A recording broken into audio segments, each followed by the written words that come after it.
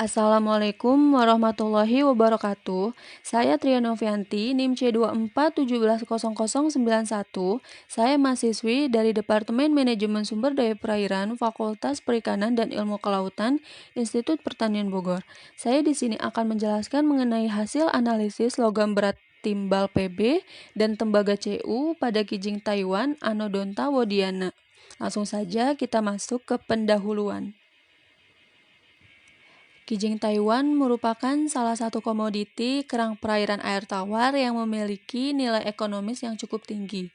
Kijing memiliki sifat filter feeder yang diduga menjadi penyebab kijing tersebut tercemar logam berat. Logam berat tersebut dapat terakumulasi di dalam tubuh dan tetap tinggal dalam jangka waktu yang cukup lama dan dapat mencapai jumlah yang membahayakan bagi kesehatan manusia. Kijing Taiwan memiliki kandungan gizi yang cukup tinggi. Kijing lokal banyak dimanfaatkan oleh masyarakat Situ Gede sebagai salah satu alternatif sumber protein selain kerang-kerangan yang ada di laut. Selanjutnya kita masuk ke bagian metodologi. Waktu dan tempat, Rabu 29 April 2020 sampai 13 Mei 2020 setiap pukul 1 hingga pukul 4 waktu Indonesia Barat. Tempat untuk pengambilan sampel dilakukan di Situ Gede dan Situ Perikanan LSI. Tempat untuk menganalisis logam berat di Laboratorium Biologi Makro 1 Fakultas Perikanan dan Ilmu Kelautan Institut Pertanian Bogor. Alat dan bahan yang kita gunakan yaitu alat bedah, ember, kamera, label, spidol permanen, alat tulis, trash bag, penggaris, sarung tangan, Ekman grab, jala, termometer, deometer, pH meter, timbangan digital, styrofoam, jarum, buku identitas ikan, karet, dan life jacket. Adapun bahan yang digunakan yaitu HCl O4 sebanyak 2 mili dan air aquade sebanyak 49 mili dan larutan HNO3 pekat sebanyak 5 mili.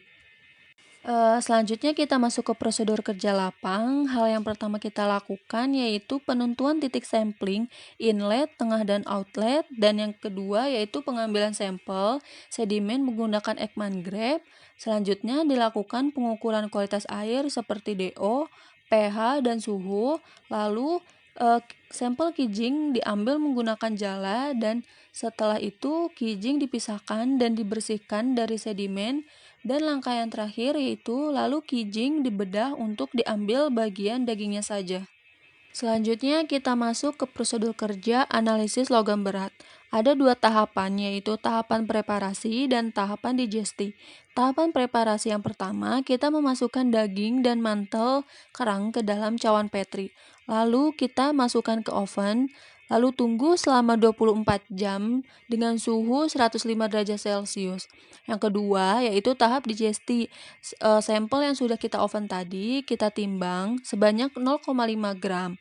Lalu kita masukkan ke dalam gelas piala ukuran 100 ml. Lalu kita tambahkan HNO3 sebanyak 5 ml. Setelah itu sampel kita panaskan di atas hot plate hingga tersisa volume 1-2 mili. Jika hasil yang didapatkan itu jernih, maka kita menambahkan aquades sebanyak 49 mili. Namun, jika hasil yang didapatkan tidak jernih, maka kita menambahkan HClO4 sebanyak 2 mili, lalu kita panaskan hingga volumenya tersisa 1 mili. Langkah selanjutnya yaitu kita menganalisis menggunakan AAS atau Atomic Absorption Spectrophotometer. Selanjutnya kita masuk ke analisis data. Hal yang pertama kita hitung yaitu maksimum weekly intake MWI dalam satuan gram sama dengan berat badan sama dengan PTWI. Keterangan berat badan diasumsikan sebesar 60 kg untuk orang dewasa dan PTWI yaitu Professional Tolerable Weekly Intake, angka toleransi batas maksimum per minggu. Dan yang kedua yaitu Soft Tissue Index atau STI, merupakan suatu indeks yang menggambarkan rasio presentasi dari jaringan lunak terhadap berat total dengan rumus STI sama dengan Soft Tissue Weight Weight dibagi mantle weight weight dikali 100%.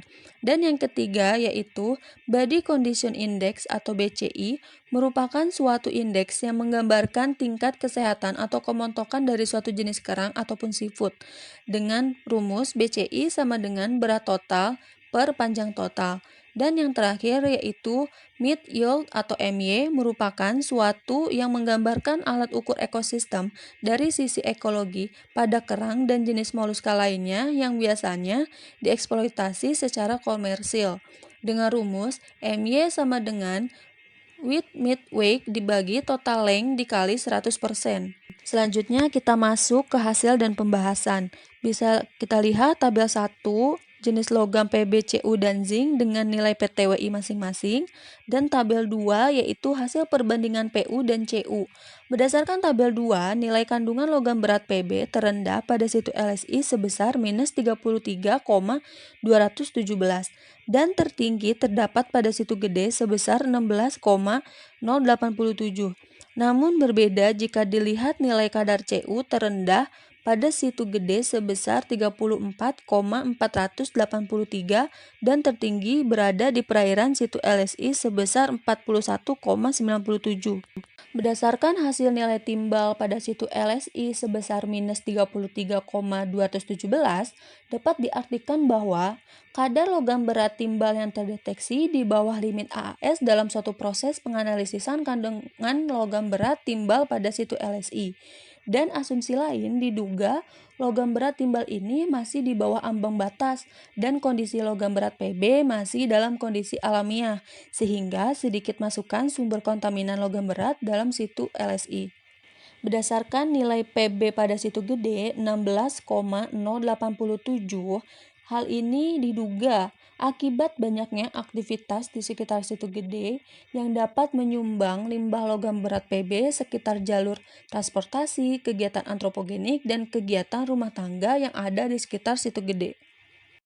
Berdasarkan hasil tabel 3, perbandingan nilai MY, BCI, dan STI, berdasarkan tabel ini menunjukkan bahwa daging kijing dilihat berdasarkan nilai indeks MY sebesar 0,23%, yang dapat diartikan bahwa berat daging tersebut cukup besar untuk dimanfaatkan.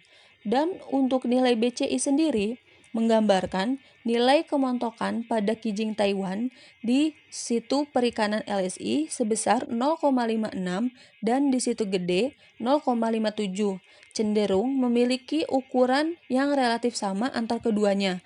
Dapat dilihat kedua hasil mendekati satu, yang dapat diartikan bahwa kijing Taiwan dapat tumbuh dengan baik di kedua situ tersebut. Masih membahas pada tabel 3, kita lihat bahwa biota yang berada pada fase mulai matang gonad atau akan memeja memiliki nilai BCI pada kerang yang lebih kecil, yang dapat dilihat dari nilai BCI pada situ LSI lebih kecil dibandingkan dengan nilai BCI di situ gede. Menurut jurnal Fitriani 2008 yang menyatakan bahwa kelompok ukuran besar memiliki nilai BCI yang lebih rendah, diduga karena kelompok ukuran ini telah banyak melakukan proses pemijahan sehingga akan mempengaruhi kemontokannya atau berkurang. Sebaliknya, kelompok ukuran kecil memiliki nilai BCI lebih tinggi sehingga karena pada kelompok ukuran ini kerang telah matang gonad sehingga mempengaruhi kemontokannya atau bertambah. Dapat dilihat pada tabel 4, nilai maksimum tolerable intake atau MTI pada orang dewasa menunjukkan bahwa nilai-nilai MTI logam Pb yang dapat dikonsumsi orang dewasa adalah sebesar 1,25 dan untuk anak-anak sebesar 0,375 mg per minggu. Apabila logam berat yang masuk pada tubuh orang dewasa dan anak-anak melebihi nilai MWI tersebut, maka logam Pb akan bersifat toksik di dalam tubuh. Dan dapat dilihat nilai Pb pada kijing Taiwan di perairan situ perikanan tidak terdeteksi oleh AAS. Oleh karena itu, nilai MTI kijing Taiwan yang diambil dari situ perikanan tidak diketahui. Dan untuk nilai CD untuk orang dewasa 175 mg per minggu dan untuk anak-anak sebesar 52,2 mg per minggu. Logam CD akan bersifat toksik pada tubuh orang dewasa dan anak-anak melebihi ambang batas yang terserap oleh tubuh. Keracunan logam CD dapat mengakibatkan disfungsi ginjal, gangguan sistem saraf maupun reproduksi, resiko karsinogenik, dan kanker prostat pada manusia. Selanjutnya kita masuk kesimpulan dan saran. Berdasarkan hasil nilai MY, BCI, STI di situ gede lebih besar dari situ perikanan sebesar 0,23, 0,56, dan 0,16. Kandungan logam berat PB tertinggi di situ gede sebesar 16,087. Sedangkan kandungan logam berat CD tertinggi pada situ perikanan sebesar 41,97. Nilai maksimum tolerable intake atau MTI pada orang dewasa sebesar 0,77 mg per minggu dan pada anak-anak sebesar 0,6 mg per minggu, sehingga dapat disimpulkan kijing Taiwan dari kedua tempat masih aman untuk dikonsumsi. Untuk saran, perlunya adanya penelitian lanjutan mengenai spesies yang lain. Berikut daftar-daftar pusaka yang saya gunakan. Sekian dari saya. Wassalamualaikum warahmatullahi wabarakatuh.